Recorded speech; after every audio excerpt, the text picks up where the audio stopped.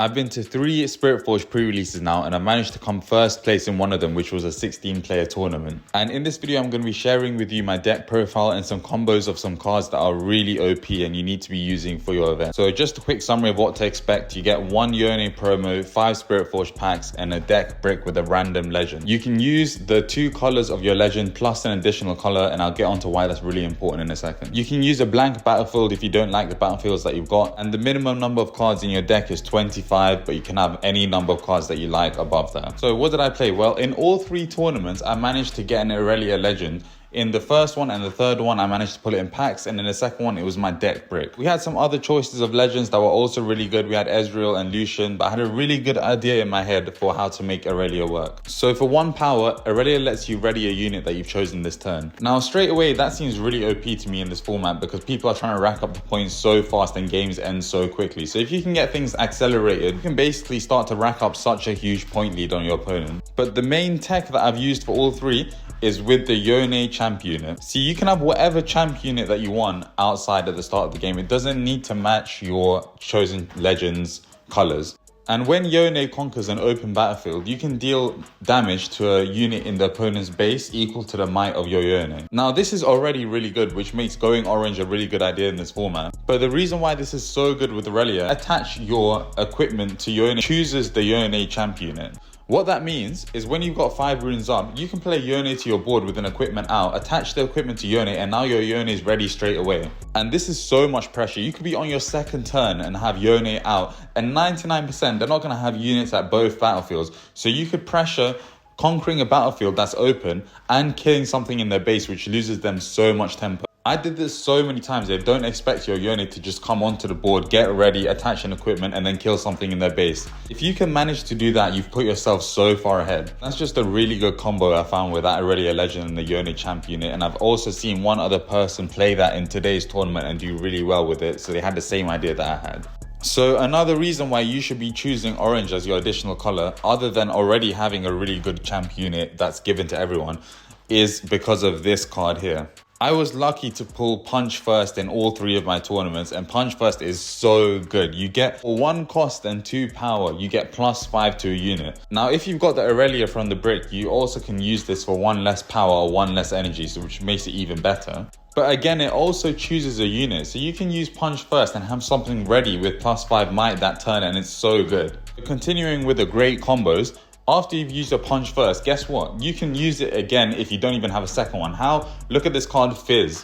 When you play Fizz, you can use a spell from your trash that costs 3 or less, which means you can play that Punch First again, and they're not going to expect you to just use that from the trash. Which means once again, you can choose one of your units and ready it with a +5 might this turn. Continuing with good purple cards, we've got Sivir next. Now, Sivir's basically got Accelerate built into itself, but you can still have it ready without using that with your Aurelia legend. And what's really good about this card, now you're paying a lot of power to use your Aurelia legend and Punch First and things like that. So it will have +2 this turn with ganking.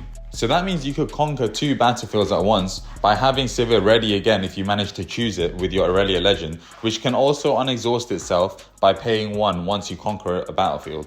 So with Sivir, you could basically have a 6 might unit power play where you conquer both battlefields at once with that extra ganking and +2. So continuing with units, we've got Lucian next. Now Lucian is absolutely broken in Aurelia. You can play Lucian from your hand, and because it's got Weapon Master again, like we talked about with Yone, you can ready it on the same turn that you play it with an equipment attached to it. In the early game, this card is absolutely crazy. You can ready it, conquer a battlefield, bring it back because it's now ready when it conquers, and you can basically keep that battlefield open while scoring points from it. And what does that mean? You can bring your Yone in the next turn and kill something in their base by reconquering that open battlefield. It is really good. It's been working so well for me. So we need some good gear for these Weapon Masters to come online for us to choose them to become ready from the Aurelia. The best gear that I've found that I've been using in these decks is Cull. Now Cull lets you generate a gold gear token when you conquer a battlefield.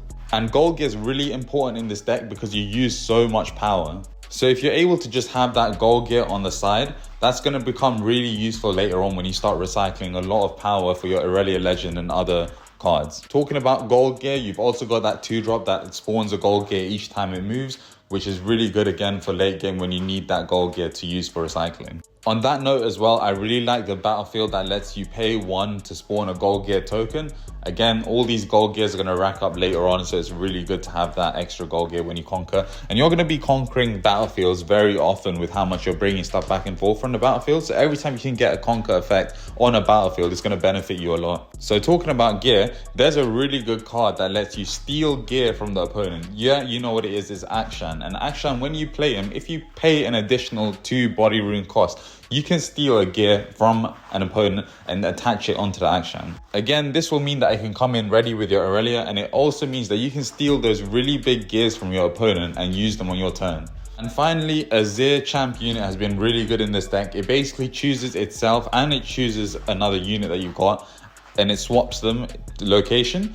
So if you've got an Azir in your base, you're basically threatening to swap it with one of your units and put more might on a battlefield that you might need. It's also an action, so you can use it on your opponent's turn as a surprise, and you can also use it on your turn to conquer multiple battlefields at once and do some really big plays moving around the board. So in terms of runes, I've went for 7 orange, 3 purple and 2 green.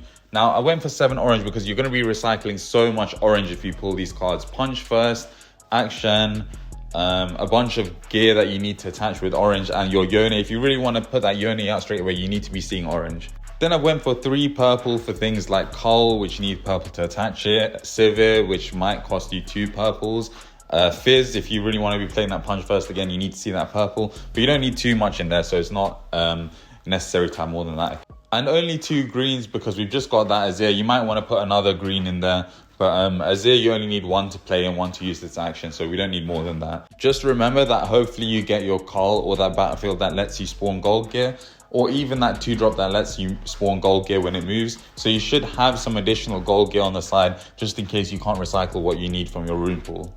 Obviously, this is all dependent on what you're pulling in your packs, but as a rough guide, this is what I used, and this is probably around what you're going to be using as well if you wanted to play this. But yeah, hope you enjoyed this video. Leave a subscribe if you did, and good luck for your pre-release events. See you in the next vid.